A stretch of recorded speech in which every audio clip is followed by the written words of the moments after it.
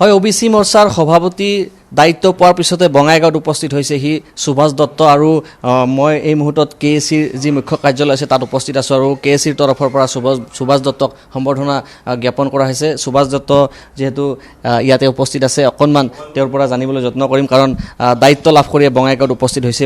প্ৰথমতে আপোনাক স্বাগতম জনাইছোঁ আৰু গুৰু দায়িত্ব আপোনাৰ ওপৰত অৰ্পণ কৰিছে। ওবিচি মৰ্চাৰ সভাপতি হিচাপে আপোনাক দায়িত্ব দিছে দলে আৰু তাৰপিছতে আপুনি বঙাইগাঁৱলৈ আহিছে, কি ক'ব প্ৰথম প্ৰতিক্ৰিয়া? ভাৰতীয় জনতা পাৰ্টীৰ আমাৰ ওবিচি মৰ্চাৰ অসম প্ৰদেশৰ সভাপতিৰ দায়িত্ব অৰ্পণ কৰাৰ কাৰণে মই প্ৰথমতে ৰাষ্ট্ৰীয় সভাপতি জে পি নাড্ডা ডাঙৰীয়া, অসমৰ মাননীয় মুখ্যমন্ত্ৰী ডক্টৰ হিমন্ত বিশ্ব শৰ্মা ডাঙৰীয়া, অসমৰ প্ৰাক্তন মুখ্যমন্ত্ৰী তথা কেন্দ্ৰীয় মন্ত্ৰী সৰ্বানন্দ সোণোৱাল ডাঙৰীয়া, ভাৰতীয় জনতা পাৰ্টীৰ অসম প্ৰদেশৰ সভাপতি শ্ৰদ্ধাৰ সাংসদ দিলীপ শইকীয়া ডাঙৰীয়াক মই আন্তৰিক ধন্যবাদ জনাইছোঁ। আৰু বিশেষভাৱে অসম প্ৰদেশৰ সভাপতি দিলীপ শইকীয়া ডাঙৰীয়াই মোৰ ওপৰত এই মৰ্চাৰ গুৰু দায়িত্ব অৰ্পণ কৰিছে। মই তেখেতৰ লগতে সমূহ আমাৰ মাৰ্গদৰ্শক মণ্ডলী, আমাৰ জ্যেষ্ঠ নেতৃবৃন্দক মই আন্তৰিক শ্ৰদ্ধাৰ ধন্যবাদ জনাইছোঁ। মই ইয়াতে আছিলোঁ, বিশেষভাৱে মোক দলৰ সভাপতি মহোদয়ে বি টি আৰ নিৰ্বাচনৰ উপলক্ষে মিছন বি টি আৰৰ থুৰিবাৰী যিটো পৰিষদীয় সমষ্টি তাৰ দায়িত্ব অৰ্পণ কৰিছিল। তাতে মোৰ আজিৰ দিনটোত কেইবাটাও কাৰ্যক্ৰম আছিলে। এই কাৰ্যক্ৰমৰ মাজতে মই কাৰ্যক্ৰম কৰি থাকোঁতেই এই ঘোষণাটো হৈছে। আৰু আজি আমাৰ কমতাপুৰ স্বায়ত্তশাসিত পৰিষদৰ মুখ্য কাৰ্যবাহী মহোদয়েও ইয়াত কাৰ্যক্ৰম অনুষ্ঠিত কৰিছিল। এই উপলক্ষে তেখেতেও মোক নিমন্ত্ৰণ জনালে আৰু মই নিজকে সৌভাগ্যৱান বুলি ভাবিছোঁ যে আজি ওবিচি মৰ্চাৰ সভাপতিৰ দায়িত্বটো ঘোষণা হোৱাৰ দিনটোতেই মই প্ৰথম এই কমতাপুৰ স্বায়ত্তশাসিত পৰিষদৰ কাৰ্যালয়ত আহি উপস্থিত হোৱাৰ সৌভাগ্য হ'ল। আজি মুখ্য কাৰ্যবাহী মহোদয়েও মোক শুভেচ্ছা আৰু সম্বৰ্ধনা জনাইছে, তেখেতকো আন্তৰিক ধন্যবাদ জ্ঞাপন কৰিছোঁ। আৰু মই বিশেষভাৱে অসমৰ অন্যান্য পিছপৰা শ্ৰেণীৰ অন্তৰ্ভুক্ত যিসমূহ আমাৰ জনগোষ্ঠী, এই সমূহ জনগোষ্ঠীৰ আমাৰ সমূহ নেতৃবৃন্দক লগতে আমাৰ অসমৰ বিশেষভাৱে মই এই যি দায়িত্ব লাভ কৰিছোঁ, মই সকলোৰে আন্তৰিক সহায় সহযোগিতা মই কামনা কৰিছোঁ। আৰু অসমৰ মাননীয় মুখ্যমন্ত্ৰী ডক্টৰ হিমন্ত বিশ্ব শৰ্মা ডাঙৰীয়াৰ বলিষ্ঠ নেতৃত্বত, অসমৰ মাননীয় আমাৰ সভাপতি দিলীপ শইকীয়া ডাঙৰীয়াৰ বলিষ্ঠ নেতৃত্বত আমাৰ দলে আমাৰ সংগঠন শক্তিশালী কৰাৰ ক্ষেত্ৰত যথেষ্ট আমি আগবাঢ়ি যাবৰ কাৰণে সক্ষম হৈছোঁ। আৰু ওবিচি মৰ্চাৰ সংগঠনটো শক্তিশালী কৰাৰ কাৰণে আমাৰ প্ৰচেষ্টা আমি আৰম্ভ কৰিম। মই সকলোৰে সহযোগিতা আন্তৰিকতাৰে কামনা কৰিছোঁ।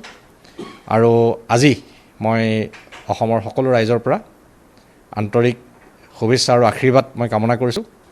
আৰু দলৰ সংগঠন শক্তিশালী কৰিবৰ কাৰণে সকলোৰে সহযোগত আগবাঢ়ি যাম। মই এই মুহূৰ্তত এই কথাখিনিকে মই আপোনালোকৰ সন্মুখত দাঙি ধৰিছোঁ। দীৰ্ঘদিনৰ পৰা আপুনি বিজেপি কৰি আছে, আমি দেখি আছোঁ, আৰু দলে আপোনাক নতুনকৈ আপোনাৰ ওবিচি মৰ্চাৰ সভাপতিৰ দায়িত্ব দিছে। এতিয়াৰে পৰা কেনেকুৱা ধৰণৰ পৰিকল্পনা আপুনি কৰিব বা নতুন কি পন্থা আপুনি চিন্তা কৰি আছে?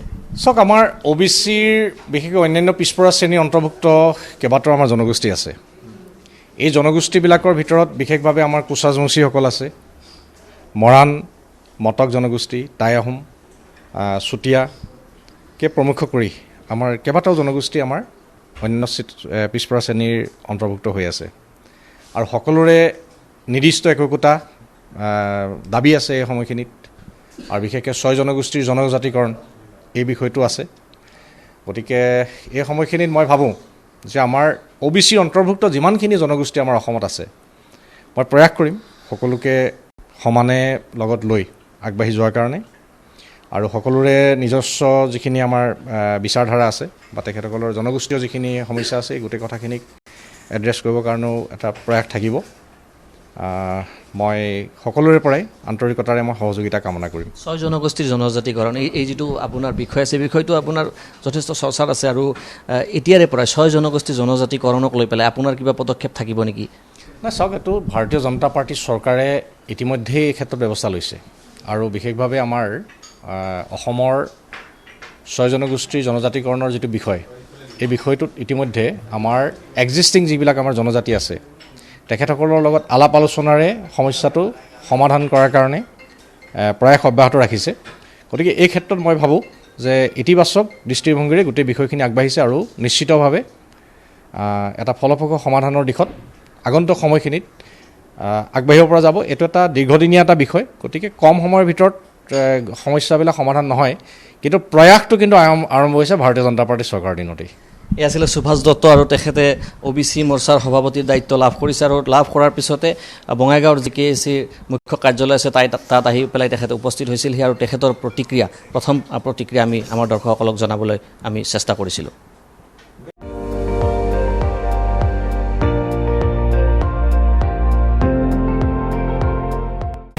আপুনি চাই আছে ND24, সৰ্বশ্ৰেষ্ঠ নহয় সৰ্বোত্তমৰ দৌৰ।